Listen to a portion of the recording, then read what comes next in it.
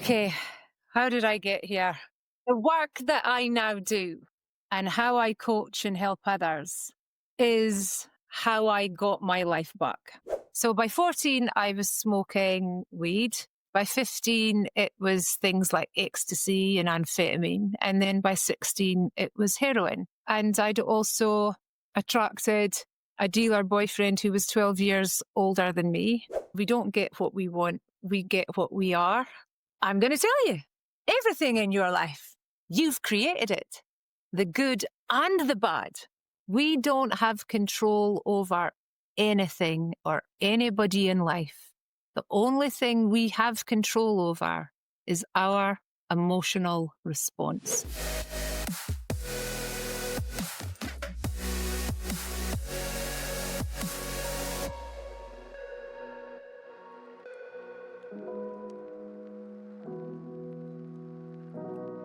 Put your hand on your heart, look up at the sky, smile and say, hey, I'm alive. Thanks for being alive with me today. Welcome to Be Alive with Kate Manser. It is a gorgeous day to be alive. We are here with Laura Morrice, who I had my socks absolutely knocked off to see her on the stage speaking a month or two ago.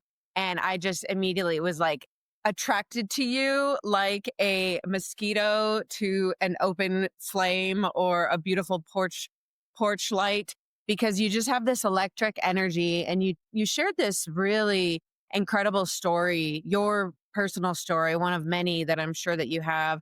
And we'll get into that today. But what you need to know about Laura is that Laura is a force of nature. She is a chakra, energetic, and leadership coach. So we're going to be talking a lot about how to step into your personal power and how to step into your leadership energy and align your chakras so that you can be operating at your highest power. So with that, I just want to welcome coach, speaker, force of nature, Laura Morrice. Thanks for coming on the show today. Thank you so much for having me on, Kate. It's such a pleasure. And I can right back at you with the electric energy. When we met in Austin, it was just like two peas in a pod. So yeah, I'm so happy to be here recording this with you. Thank you. And you're coming at us from across the world. Where are you today, Laura? I'm in Scotland. Sunny Scotland. It's not so sunny just now because it's winter time and it's freezing and I don't like it. But yeah, born and bred in Scotland. Born and bred, yeah. And we were just talking about how your last name is spelled this beautiful way, Morrice. And but it is pronounced Morris because of the fact that you're Scottish, right? Yeah. But if it was anywhere else, it would be Maurice. But no, Yeah, because we're in Scotland. Maurice, yeah. But yeah, because we're in Scotland, it's good old fashioned Morris.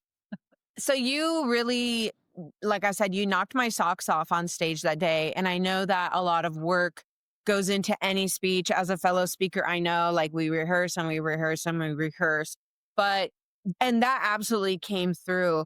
But it was just your passion and your energy and your conviction. And I genuinely felt when you were on stage that you were sharing your story in a very raw and open-hearted way. But I just felt like when I saw you on stage, I was like, this is a person that genuinely helps people. And I would love to know what got you into this work. How did you get from where, growing up a Scottish lass to this powerful global force of nature that you are today? And I know it's not always a pretty or easy story to tell. Okay, how did I get here?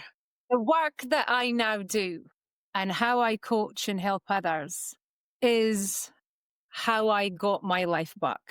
So you've heard some of my story. I'll briefly go over it, and then if there's any parts that you want me to expand on, you can jump in and let me know. So I grew up with an alcoholic mum.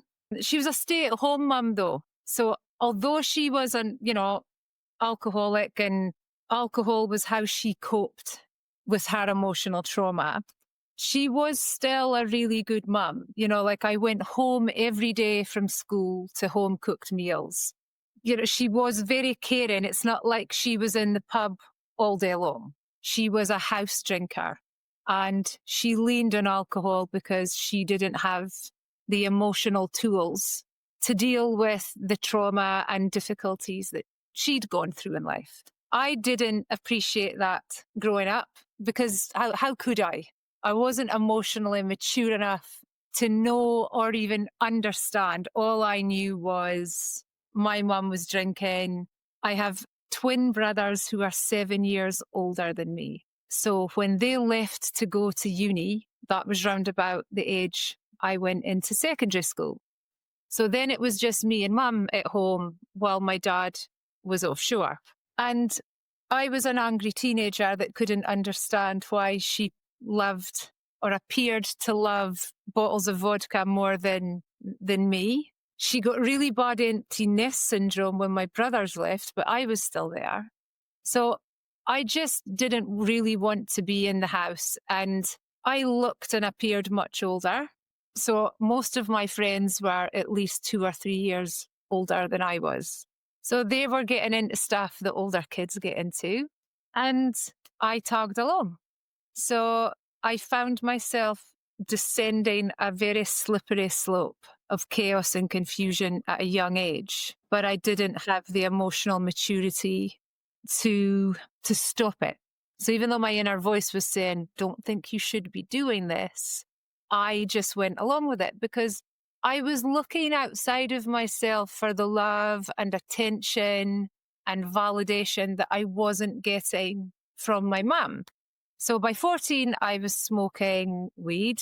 By 15, it was things like ecstasy and amphetamine. And then by 16, it was heroin.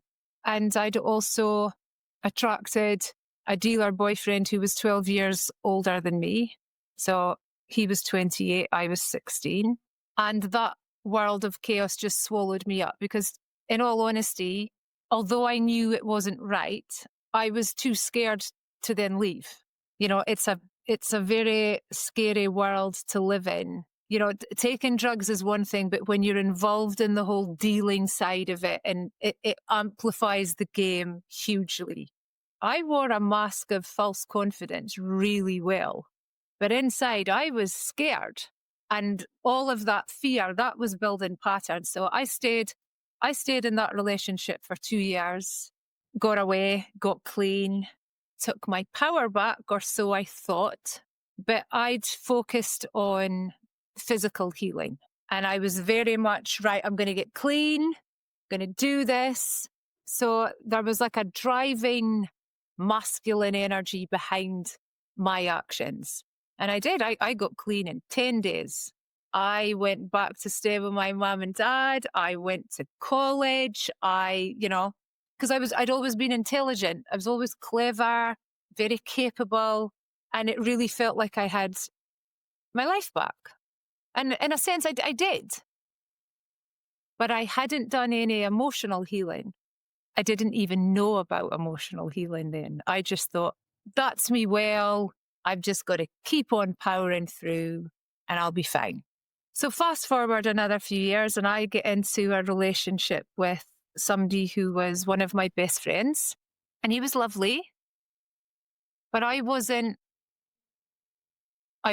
physically attracted to him, but I knew he was to me. And I remember at the time thinking, oh, this is somebody that really thinks the world of me. He would do anything for me. Maybe this is an angle that I should approach a relationship from. Okay, I'm not physically attracted to him, but he's not off-putting. He's not ugly, and he was nice. So I said yes. And going by the law of attraction, we don't get what we want. We get what we are. And I didn't realize that he had a lot of emotional trauma going on from his childhood and growing up. And as time went on, he started drinking more. And then the drink became a problem. And then one night I'm sat there thinking, who am I? What's going on? I've beaten addiction. I've worked around my mum's addiction. And I'm now back and my life I was lower then than when I was at my worst with heroin. Wow. And it was just like, what is going on? Why is this pattern following me around? I'm not asking for any of this. But I was not intentionally, but my energy. So even when I'd come to the realization that, right, this relationship's going nowhere after 6 years, I'm losing myself. The more I stay in it, I'm actually losing who I am. And I really needed to figure out, I was like, why? Why is this happening? And I remember one time in the car actually speaking out loud to myself, to God, to whoever was listening. I'm not asking for this. This isn't what I want. And then not long after, my best friend, Teresa, she'd been saying for ages, Laura, I've got this DVD for us to watch and it's going to change your life. And things weren't lining up. We were never getting a chance to watch it. And then one night I'm round at hers and she pulls out this DVD and it's called The Secret. And on it goes. And I mean, the message, the whole thing of The Secret just absorbed me. But I remember Bob Proctor standing and he literally did stare right into my soul. And he said, I'm going to tell you everything in your life. You've created it, the good and the bad. And as soon as those words came out of his mouth, I was like, and I could see this montage. It was like when you see in a film, things flashing before your eyes. And I could see choices I'd made and situations I'd ended up in. And instead of feeling that initial shame and guilt that somebody might feel when they realize, oh shit, this is my fault, I just felt this huge wave of empowerment wash over me because I realized, yeah, I've created this mess that I'm in, but I've done it by default. I've done it by not actually knowing how my energy, how my thoughts, how my emotions, how everything was creating my reality. So I just had this big sense of empowerment. And I remember thinking, right, that's it. I'm going to turn my life around. I'm going to change my thoughts and I'm going to change my reality. But that was still, and it worked. It worked. Before I just was like, right, I am focusing on the positive. Whenever something else comes in, I'm just going to swipe it away, focused. Before I knew it, boyfriend announced, right, I'm moving out and I'm moving away from the area. And it was like, yes. So I didn't even have to deal with that. I just had to wait for him to actually go. I set up my own beauty business and everything was going really well. Something still felt like it was missing, but life was on the up. I was beginning to get me back. And then the universe went, right, now you're ready. I had Reiki, crystal healing, meditation. I was being catapulted into the world of esoteric healing with non-physical energy. So by that, I mean tuning into energy that we can't see or feel or touch. It was all non-physical. And during that, I started, after my Reiki 1, I had to do a 21-day self-cleanse. So you I don't know if you've done Reiki, but you're meant to then, for 21 days, you give yourself like a full Reiki session. And it opens up your channel, it amplifies your connection, it, gets you more into it. But I started being guided into my chakras, specifically into the chakras. And then I started getting certain visions, like in the root chakra. I started getting visions about how the first time fear was showing up in my life when I was young. Then I was getting flashes of the fear stories that had been growing while I was a heroin addict, the fear stories that I had growing to do with my mum's drinking. And all of a sudden, I just started being given very direct ways in which to piece together all the breadcrumbs of my life story and make sense out of it. But it was highlighting more of the challenges and hardships that I'd overcome. And it was like I then got lifted up and was able to see things from multiple different perspectives. And then from that, it was just like this big psychology jigsaw puzzle mixed in with thoughts, emotions, and actions that gave me a very, very clear picture as to how and why my life had gone the way it had, and then how I could begin to turn the story around and rewire my subconscious mind. And ever since then, I spent the best part of 3 years on my own. I was working for myself. I mean, on my own, I did have friends. I did socialize and see people. But whenever I was finished work, whenever I got back home, I was just into this work. There was some days, if I had a day off, there was some days I was spending more than 12 hours meditating. Wow. Yeah. Just in and out, joining pieces together, making sense of it. And I've then found this way to work with the chakra system. And ever since then, that's what I've been doing. And I've been honing my craft. I've been adding to it. And yeah, this path and how I actually am working with energy is my purpose. I was always meant to do this, and I can see how it was lined up. And the kind of last bit of confirmation of that I actually got last week. I've never done my human design before. Something that I've never done. And then a client of mine, an old client of mine, was doing my astrology chart. And she said, I'll do your numerology as well. Would you let your human design done? And I said, yeah, why not? Haven't had it done. It's given me the kind of last missing piece of my puzzle, if you like. Whereas my human design, the type, I'm a mental projector, and how my energy is, how I am designed is literally to read other people's energies, to absorb their energies. That's how Reiki works with me. I literally tap into people, and then I can start telling them, okay, you had this happen to you round about this age and it's left this impact. And now you have these subconscious limiting beliefs. So right down to how energy works with me all came up in my human design. So like, I know a lot of people say, oh, I'm living my purpose, but like I really, really am.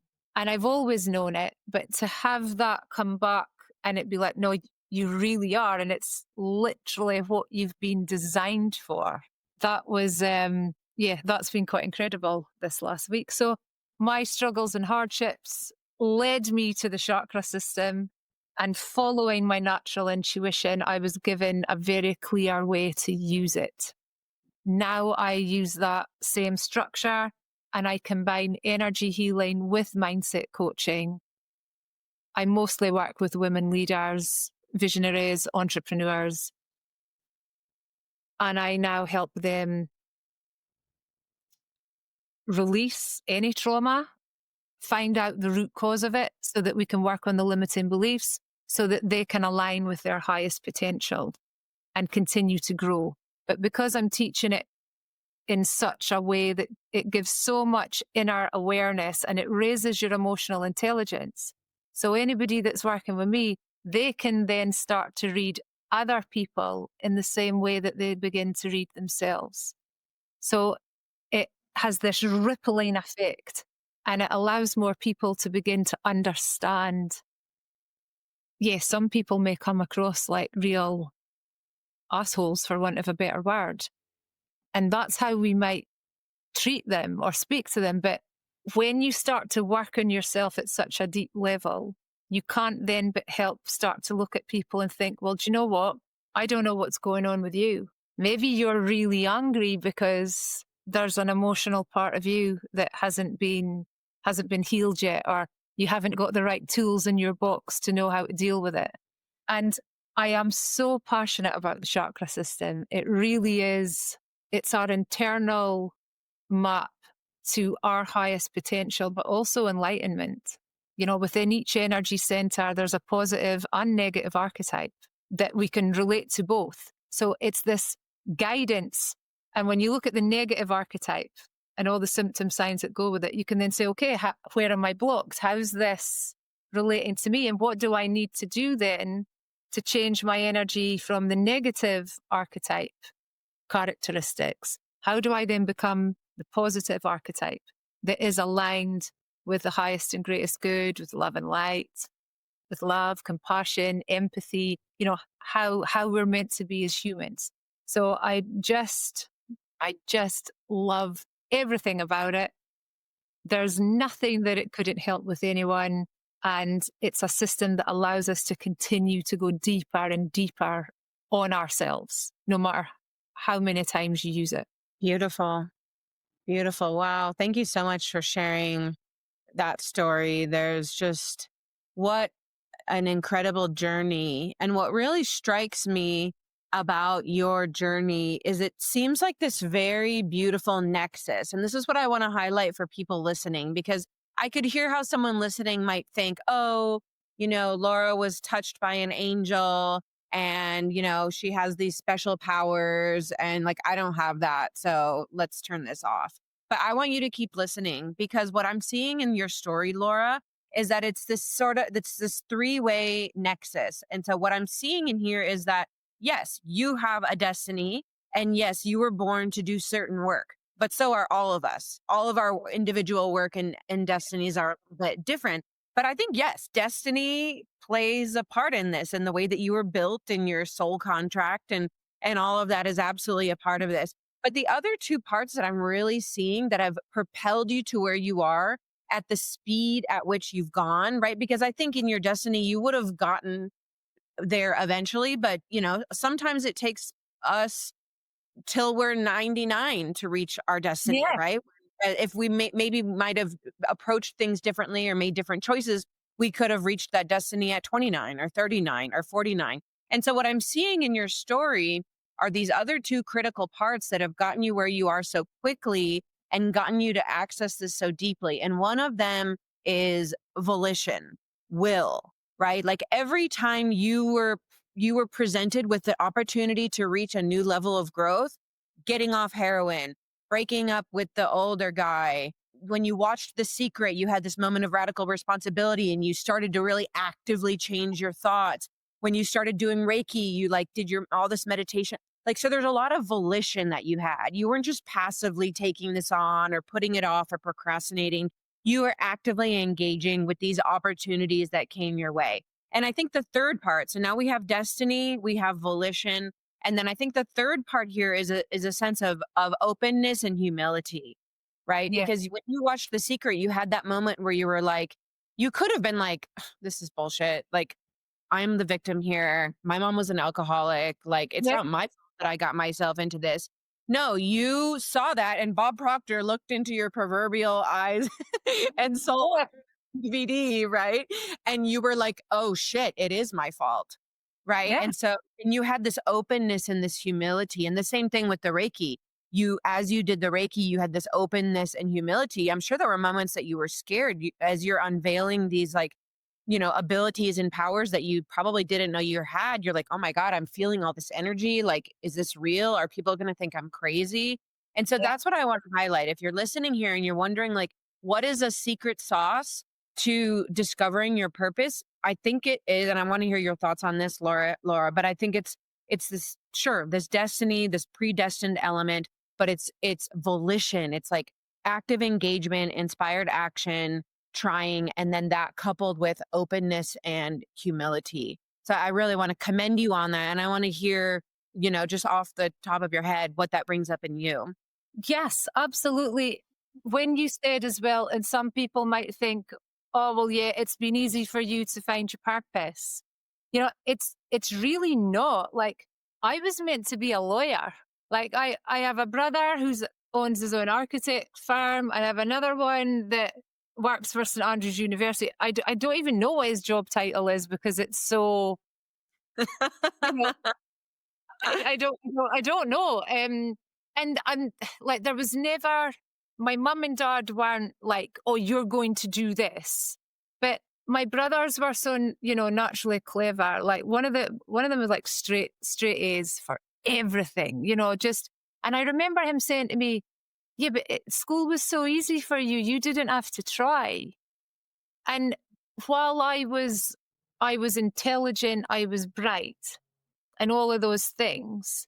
But because of what was going on with my mum at home, like I felt a huge pressure in secondary school. I remember the careers teacher, well, what do you want to be? And it was like, I don't know. And like, so yeah, it was like, all right, okay, I'll go and be a lawyer. Yeah, that's fine. Yeah, I'll go and I can do that. My God, now I think if that had been the path that I'd taken, I would have ended up having a nervous breakdown, probably at the age that I'm at just now. Then I would be going through all of that. So, as much as I do feel my purpose has been divinely guided, we all have purpose. There's nobody, well, this is my belief, people are entitled to their own one. But from what I've seen, the clients I work with, friends, just, from my life experience, everyone is born with a purpose. Now, that's going to vary from people to people. Some people are born with a purpose that they're going to come in and literally love Mother Earth. They're going to do all they can to replant forests and, maybe not have much to do with people. Other people are going to come in and, I don't know, have amazing inventions that's going to help us grow and evolve, as a collective. We all have a purpose. And another thing that I continue, like I've felt this belief for a long time. Like when I said the chakra systems are in our map to enlightenment as well. I truly believe that. And I really believe the purpose of everyone is to aim for living in alignment. Now, by that, I mean living in a state where your mind, your thoughts, your emotions, your actions are working together. They're in alignment. So you become in this state of wholeness, a balanced state. So we come in back to front. We come in born as babies. We come in pure, perfect beings. We don't know any of the negativities about human conditioning because we've come from spirit and we are perfect.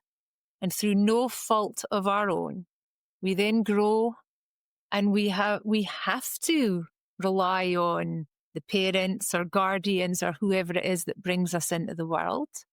So we hear their opinions, their judgments. This is how we grow. So we grow back to front. We come in pure, but then through no fault of our own, we are forced to absorb and adopt other people's belief systems, opinions, conditioning. And then we hit a point in life. And I think everybody gets this. Sometimes it's just like, is this it? Is this what I'm meant to do? Or what am I meant to do? That's when we then get the choice that we can start to discover, well, who am I? What makes me happy? Who would I be if I didn't wear the labels and attachments that I've absorbed through my life experience so far? So then when you start to strip all that away, what you're left with is your authentic self, the one who wants love, who wants to give it, who wants to be it, the one who is naturally empathetic and compassionate towards others, the one who doesn't feel jealousy or competition from the other person next to you that's maybe going in the same direction. They feel support and companionship. I truly believe at our core, when you strip all of that away, that's your aligned, authentic self. And I think our purpose is to find that and then to live from that place. Because when you're aligned with that version of you, you're naturally tuned into joy. You will have your own creative path that you will flow down. For some people, that'll be being artists. For some people, it'll be simply the joy of listening to certain music. There's no right or wrong. But so I truly believe purpose is found once we choose to come into that state of balance and unity. I totally agree with you that we all receive the call. And I think it's the calls. I mean, I'm Yes, sure yes. throughout your life, you were going through these things just like me. There were so many times that I heard a call or I heard a little voice that was telling me, or I felt this gnawing sensation and I just ignored it. Right. Yeah, And we all do that. And I think part of living in our purpose, as you say so beautifully, is learning to tune in. I think that's what you're saying is like you're talking a lot about, and the chakras is like it's about going within, which if yeah. you're not used to that can be a very scary place to go. So if you're afraid of that, like I totally feel you. It can be scary, but there's so much divinity and beauty and literally everything that you desire is on the other side of having the courage to go within and having the courage, as you're saying, Laura, to align. And it's like, oh, what is alignment? That sounds so like generic and woo woo. But it's like, it's very nuanced, right? Like, listen. And so if someone were to ask you, like, what is alignment? Like, you're telling me to live in alignment, Laura. What is that? And what would be the first thing that I would do to start that process? Because it's not a flip of a switch. No, What would you tell someone?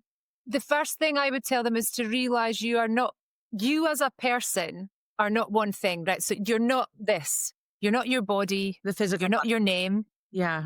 Yeah. And you're not your name. It's just something you have. You have a body that your spirit resides in, your soul, whatever word, resonates, to use as that. Our body is literally a vessel to hold our consciousness.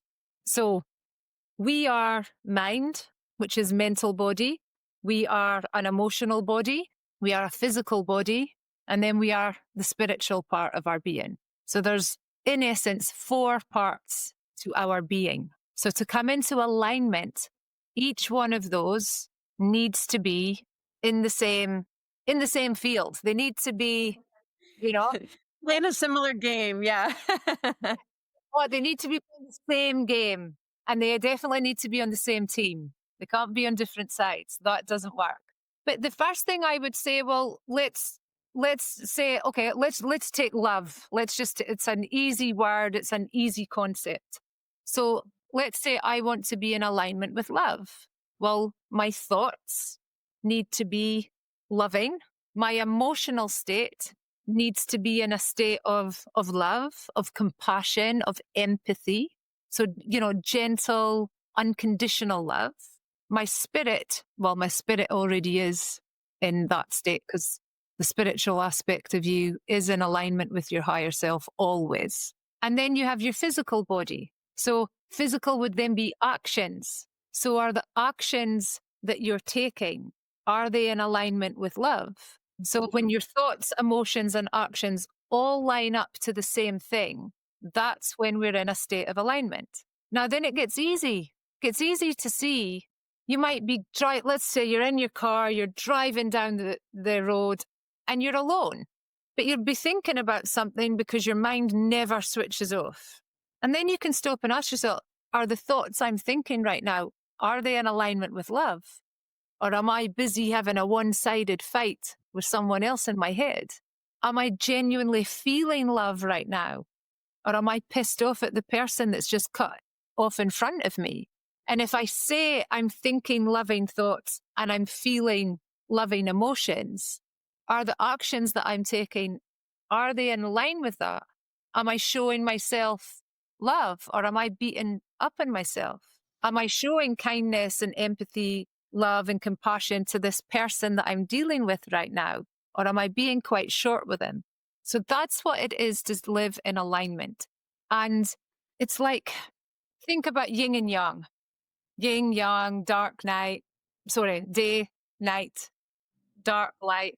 It's like having the little angel and the little devil in your shoulder. Whenever we go to do anything, have a conversation, do something, there, there's always the little voices. This'll be good for you. No, no, I really don't think you should be doing that. Or even I can even tell you, let's say my son's done something that I've asked him not to do, and I'm annoyed at him, as a mum would be, and would want to give him in trouble. Sometimes I can hear myself, right, Laura, you've made your point. Shut up now. And then there might be the days that I may be tired, and then I can hear myself gonna wait to continue, maybe giving him into trouble and being negative. But I'm aware. So I have a choice in that moment. Do I shut that down, knowing that if I continue, it's not actually serving any good? It's not me being in alignment with love. It's not me living from a place that's highest and good for everyone involved. So then I shut it down. And that's me listened to that part. It's me listen to the higher self aspect of my being, rather than allowing my ego, the negative voice, to win and then take me down a path of misalignment. So that's a very easy way to say it, but I mean, it's a way that we can all start. Okay, how am I feeling right now? Are the thoughts I'm having, are they pure? Pure is maybe a better word. Are they pure?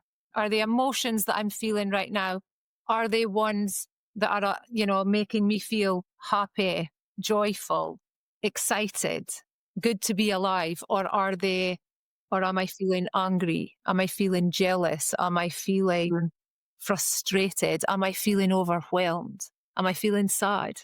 And then it's understanding there's nothing wrong with any of the emotions, but we have a choice as to whether we feed whatever we feed is going to grow. Yeah. Exactly. Yes. That is so important. Whatever we feed is going to grow.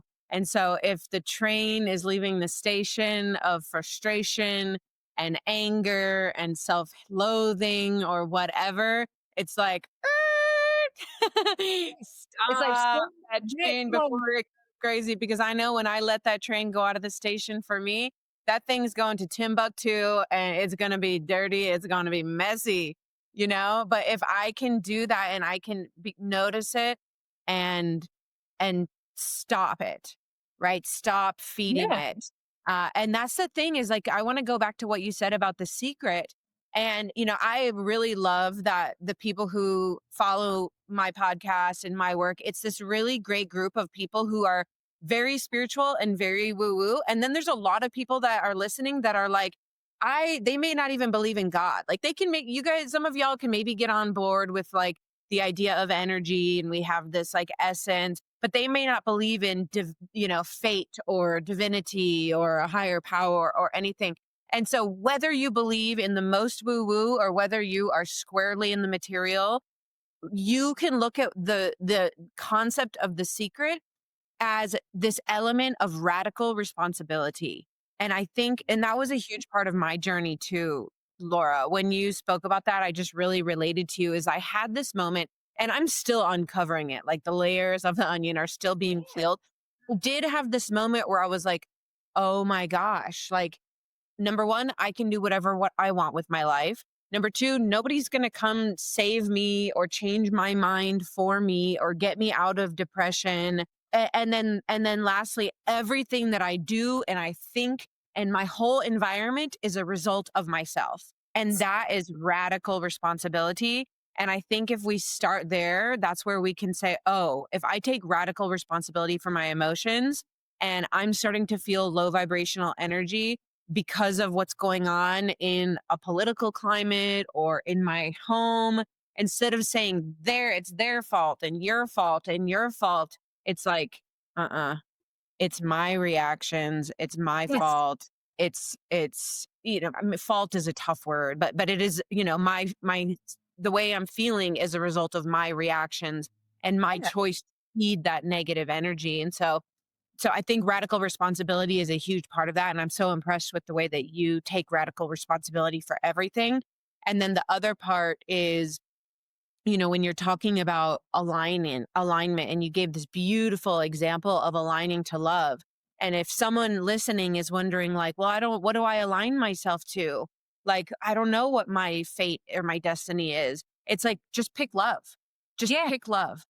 Right? pick And love. maybe in a year or 2 years, you'll have something else that you wanna align yourself to.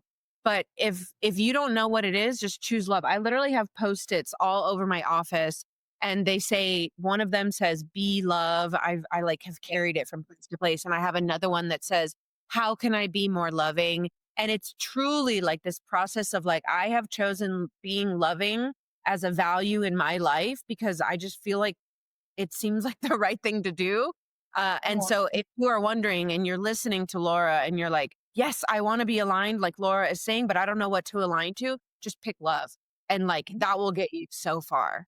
At the end of the day, I know, like, when you look at the emotional scale, for people that know about that, love's not, they say love's not right at the top. It's like gratitude and then it's authenticity, right? But at the end of the day, love in its purest form is, and I was having this chat the other day about people say unconditional love.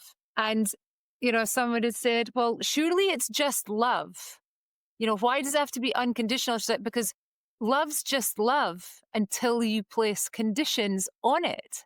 And I was like, yeah, that's absolutely right. So let's say, there's conditional love and there's love. And there is nothing purer than love without conditions. Love is the energy of creation. You can't create anything if you're not matched with a vibrational frequency of love.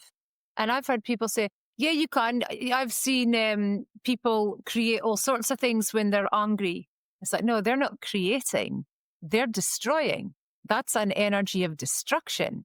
You don't create anything from a place of anger. You dismantle something, you break it down. So the only way we can actually create is to be in alignment with love. So even if you picked love and that was all you ever focused on, it encompasses everything, every area of our lives, and there's different types of love. Love doesn't just obviously mean the intimate love that we have with someone in that kind of relationship. There's platonic love. There's love for ourselves. There's love for, our place within the collective. There's love for nature. There's love for, there's so many different kinds of love. If all somebody focused on was they just chose love, they would then be able to go through every area of their life and lifestyle and upgrade themselves significantly. Mm, beautiful. And I love that trio that you just gave at the upper echelons of the energetic spectrum: love, gratitude, authenticity. I mean, those three things. Oh my gosh. I can tell you that since I have made those my values and my cardinal direction and my Mhm. North Stars, that everything has been unlocked in my life, right? And I still have so many more dreams that I want to create, which is great because I'm just turning 40 this year and I hope I get, 50 more years to keep going on this journey. But yeah, there is just so much love, gratitude, authenticity. And we talk about those as these great ideas, but I love the way that you talk about it because you're talking about it like we're aligning ourselves to that, and we check our thoughts against that, and we check Yeah. our emotions against that, and our judgments and our choices, and we check our energy Yeah. against that. So it's not just like, oh, love, like, yeah, love everyone, love yourself. And it's like, no, how can you actually incorporate the action and the embodiment and the energy of love in your thoughts, feelings, emotions, and Yeah. so the way that you describe it is it's really like this, it's this tuning, and it's a practice. It's not just like Yeah. something you think about in your life. And the beautiful thing about it is going back to the chakra system. So we have seven, for anybody that doesn't know, we have seven major chakras in our physical body. Now, okay, if you cut open the body, you're not actually going to see them. They're they're portholes. I mean, the word chakra in Sanskrit means wheels or discs of light. So Oh, I these didn't know that. are like, yeah. So they're literally portholes where subtle life force energy flows to and through us. This is how spirit, it's how, it's how universal energy is constantly weaving to and through us. All there is energy, all energy is connected. This is how energy flows to and through us. The lower three chakras of the body, so there's 7. We have lower 3, root, sacral, and solar plexus. And our upper 3, we have throat, third eye, and crown. And right in the center, we have the heart chakra. And the heart chakra is like the bridge.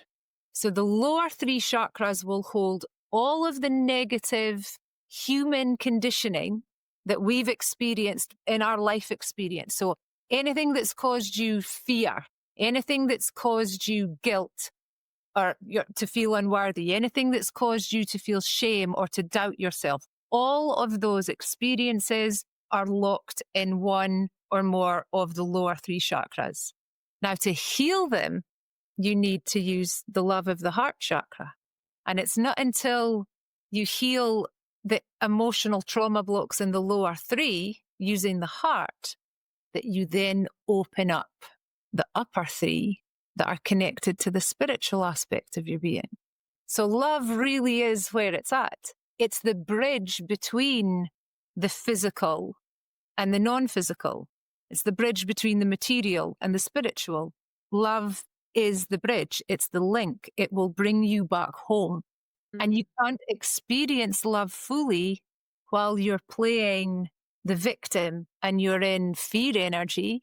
And you can't feel it if you're playing the martyr and you're in the energy of guilt. And you can't feel it while you're playing the servant and you're in the energy of doubt towards yourself, doubt and shame. It needs love to unlock these emotional trauma blocks so that we can align with our higher self, our highest potential. So yeah, love's a really important factor in this, in everything, in absolutely everything.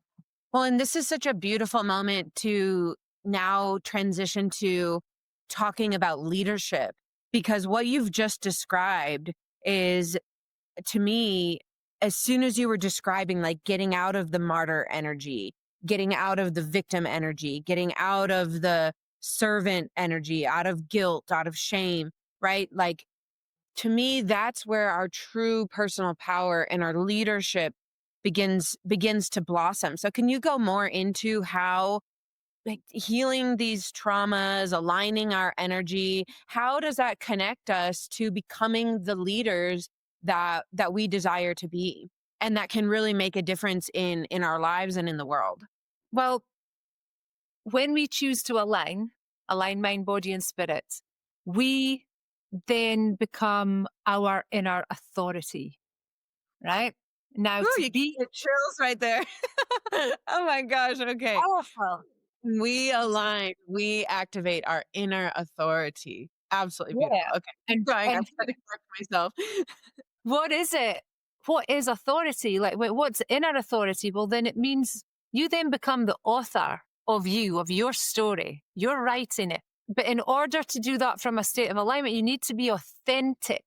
Now, we can't be our authentic selves if we're busy out in our lives, acting out from places that we've been conditioned by fear, by guilt or unworthiness, shame and doubt. So for someone who hasn't done the inner work, to work on your shadow self, your inner child, whatever label you want to go, it's all the same thing. It's blocked emotional trauma that you've got going on because of life experience. If you're not going in and working on that, you are carrying that energy around with you. And you will be operating off of programs that are stored in your subconscious mind that have these negative energies at their foundations. So to So the become programs are then the authority. Is that right then? Is that kind of what you're saying, is then the programs become the author of our life and the authority, as opposed to ourselves, our volition, yeah. wow, okay. So when we deprogramming, we're sort of taking away their authorship over our present life. And we're putting our authentic authority back in. We're now operating from our state of truth. We're not operating from the false conditioned beliefs that we've adopted. You know, because if that was the case, I would still be operating as, you know, as a fearful heroin addict, you know, that was scared to speak out, or that was scared to do anything because, you know, fear was such a, you know, an important part of what was going on then. Important's the wrong word. It was so dominating on my experience, and it molded me so much and my thought forms. So if I hadn't have done the work to remove that fear, it would still be controlling me. It would have authority over me. But by removing it, I was then able to stand more in a state of natural faith and trust. I'm now very confident in who I am. I know when I can speak up for myself, and I do, but I also know when there's a time to shut up and be quiet as well. So doing this work so that you come into a state of alignment with your higher self, that then allows you to lead from a place of authenticity. And what's important about that is whoever's following, whoever's listening to you, whoever you're leading, they feel safe. And they feel safe because they sense your authenticity. And that's when change can happen. So let's take leadership. Let's take women's leadership, for instance. For the past however many centuries, women, well, maybe not centuries in leadership, let's say decades, women have been rising, and they've been rising in their power, but they haven't been rising in their divine feminine necessarily, because they've had to compete against a toxic masculinity. So it's became this them versus us. So women, although they were rising in power, they weren't really rising in alignment. So then they were trying to lead like men. Women have been told that our natural strengths, such as intuition, compassion, empathy, we've been told to squash them down because they're weaknesses when it comes to leadership. But they're not. They're our greatest strengths. Can you imagine a woman in her full leadership is then going to advocate from a place of love and empathy and compassion. And they're going to hold a space for other people from those strengths. That allows anybody then who's falling under, you know, their wing or whatever, to feel so much more safety that allows them to then speak their truth. Now imagine what we can create from that kind of place. When a woman isn't fearful to show her vulnerable side, she isn't afraid to stand up and offer compassion for someone else because it's seen as a sign of weakness. So when women come into a state of alignment and begin to honor and promote our natural strengths, when that happens, when women heal, men can heal. And when men can heal, our children can heal. Because we've all been sold this lie of separation. We've all, like, even the men who promote, you know, the toxic masculinity of the patriarchal system that we've been living under this last while. They're only doing that, well, a lot of them are only doing it because they don't know any better. But imagine how they would be if women were aligned in their divine feminine. When they are, it allows men to operate from their divine feminine and not their their divine masculine, not their toxic masculine. So the alignment goes way beyond personal responsibility and satisfaction. Then we have to look at it as a whole, because men and women, we're the polar opposite ends of the same stick. That's what we are. And when both of them are allowed to be in that full state of wholeness, what happens is we come into unity. And then you have men that want to be, you know, protectors and providers. I'm not just speaking about in relationships either. I'm speaking about in society as a whole. And then we have women that want to step up and through their natural nurturing abilities, show what can be done with empathy and compassion, as opposed to things always getting done with force. Men feel safer to be in their state of alignment. But it all starts with the divine feminine. And that's because it's a powerhouse. It really is. You know, what is it? When you go back into Gnostic scriptures and stuff, the original creation energy of the world is known as Sophia. It was seen as a feminine energy. And even if you go into the Bible, the wisdom of God is the feminine energy. So it all comes back to aligning with the divine feminine. And then from there, the divine masculine. And then we come into unity. And then we're living in a state of balance. Balance and trust, as you said. I mean, you really, when you spoke before about this, when we are aligned with that love, that gratitude, and then that authenticity, that it can be felt. And at the beginning of this episode, when I was introducing you, I said that when I first saw you, that was what I felt. I felt that energy. I felt like, oh, I trust her. I felt your energy, of course, and the personal power. And I felt that you genuinely help people. And so I think, as people who are listening to this, think about the people in your life, and it might be yourself. Maybe you think about yourself, but think about also others in your life who they just have this certain essence about them. They have this power, something that you just sort of instinctively trust, and you feel like they could take you under their wing. And those are the people that have done the inner work to move through the traumas, and it takes courage, it takes bravery, it takes work. But they've moved through that and have been able to sort of unlock these chakras, as you're saying, like move from these lower energies of victimhood and blame and shame up into these higher energies of personal power, of love, of authenticity. And if you want to be a person who radiates that energy, that people feel safe around you, that they're attracted to you, like I was attracted to Laura, or, people that just have this magnetism about them, then do the work. Yeah. Pick your value, choose love and work on love, or choose gratitude, work on gratitude, and just to kind of recap what we talked about today, have radical responsibility for your thoughts, your feelings, your emotions, just like Laura said, because, and it's been such a big thing in my life too. And I'm still working through layers of removing victimhood and still waiting around. There's still parts of me that are still waiting around to be saved here, even though I've been on this journey of radical responsibility for many years now. There's still layers. And so don't feel like you have to be totally healed in these lower chakras in order to access your heart, and then to, like, it's just like begin the process, and Yes. there's like unlocking that happens. And so I just want to thank you and just validate for you that the work that you're doing, like I felt it before I even knew you.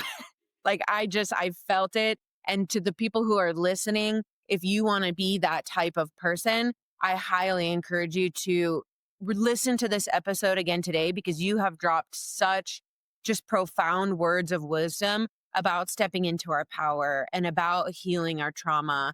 And even in the way that you teach your teachings, there's a certain power in that. And there's nothing wrong if you have a teacher in your life, if you're listening, who just really like soothes you, and like that inner child, that young child who just needs to be told it's okay. And I think that there's a place in our lives for the teachers like Laura, not that you're not beautifully nurturing and empathetic, but you also have this element of like, we're going to take radical responsibility, and like, we're going to get you aligned, and we are going. And you have this belief in people that I think it empowers me just listening to you. So for everyone listening, I have really enjoyed this interview, and I hope that the people listening have enjoyed it as well, and have felt your power and your conviction and the wisdom that you hold. And man, whew, I'm gonna be listening to this one again myself. I'm gonna like put it in my ear as I go to sleep. But before we close, I just have a couple of final questions. Number one, I just want to know, what makes you feel most alive in your life? This is the Be Alive show, and I'm always curious, like, what gets you in the flow state? What makes you feel grateful to be alive? Well, as soon as I get up in the morning, regardless if I'm feeling, I open my curtains and I always state this is the best day ever. Today is the best day ever. Something magical is going to happen and I cannot wait to see what it is. And I start my day with that every single day. But things that sunshine, I love sunshine. So I shouldn't be in Scotland. Come back to Austin. Yeah, Come back. I need the sunshine and the warmth. I love that. Nature, my family. Yeah, I really am blessed. I have a beautiful husband. I have, a beautiful son and stepdaughters. But yeah, it's just life. Life gets me excited for life. What a Beautiful. privilege, to get up each day and we can create and do whatever it is we want to do. And, you know, we live in this fast-paced world where everybody's want everything now and, there's no patience. There's just to get up and breathe fresh air and realize what a privilege that is. Life's a lot simpler than we tend to think it is, especially in today's modern world and how we live. Again, alignment brings us back into that state of connection. And I think for many people now, I know I certainly was, I had so long feeling disconnected. So that now that I have that feeling of connection again, I just choose to be very, very grateful for it, knowing how it was when I'd lost that. Absolutely beautiful. I'm just picturing you waking up, throwing those curtains open and saying, today is going to be the best day ever. Something magical is on its way to me. And again, that's that radical response. Like that's you can think about it in the woo woo of The Secret, like my thoughts are creating my reality, which I actually believe. Or you can think about it like I am just programming my brain to decide that this is the best day ever and to program it so that I see all the magic and beauty that's around me in this gorgeous day. What And you said just now, I'm just going to add this one last thing. Regardless of how people think about energy, whatever they think about it, however they see it, this is what I'm going to say next is fact. And it is, and it helps. We don't have control over anything or anybody in life. The only thing we have control over is our emotional response. Now, that's it. Now, when you're willing to take that on as truth and fact, and the next time somebody does something and you're like, wow, you've made me feel like this, you've done that to me. And then you go, wait a minute, they've maybe done that, but I'm the one who's in control of how I respond. They haven't done anything to me. When we go from that place that we only have control over our emotional response, life gets a lot simpler. And we're less willing to buy into other people's drama and distractions. it's freedom. Yeah, it is freedom. Such freedom. Oh my goodness. Wow. And so if people want to work with you, if they want to get to know you better, where can we find you? How can they work with you? Okay, you find me on my website, which is lauramorrice.com. Super easy. I'm on Facebook, Laura Morrice, the Chakra Coach. And I'm getting busier on my Instagram, which is Laura J. Morrice.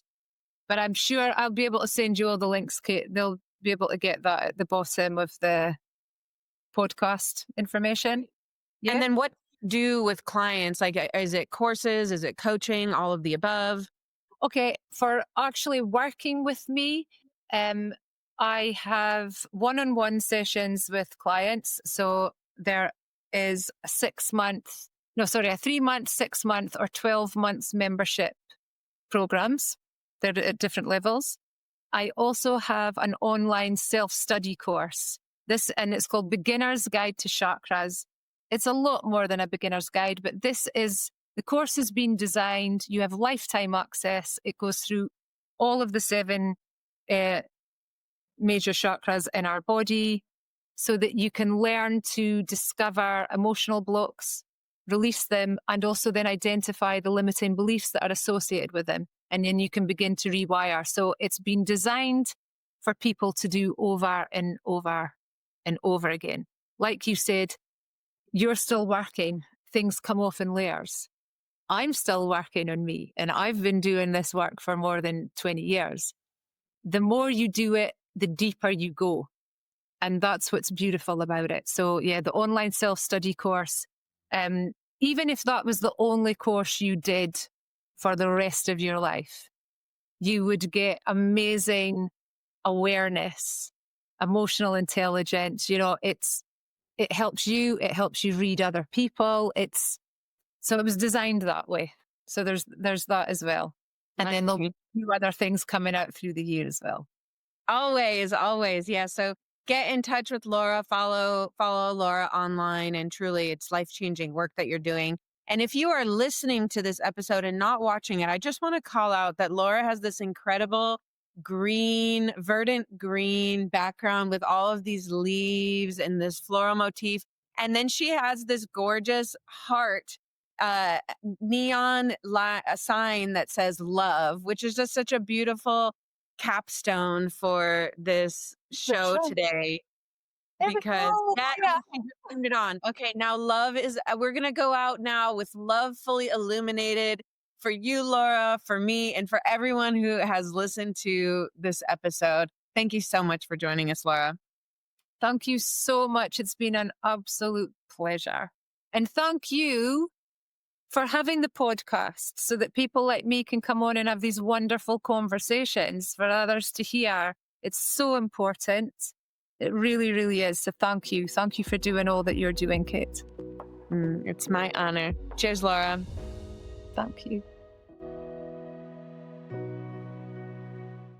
Thank you for listening to this episode of Be Alive with Kate Manser. And thank you for listening to any episode of Be Alive with Kate Manser that you have ever listened to. It seriously means so much to me.